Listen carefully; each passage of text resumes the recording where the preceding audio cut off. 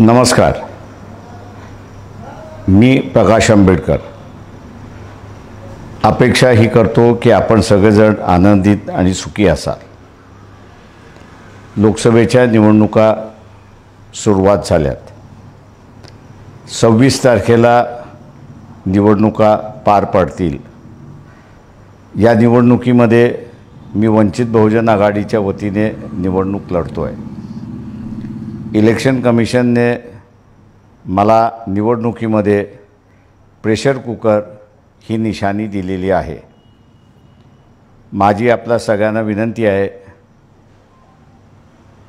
अकोला जिल्ह्याचा विकास साधण्यासाठी आपण प्रेशर कुकर समोरचं बटन दाबून आपण मला बहुमताने विजयी कराल. धन्यवाद.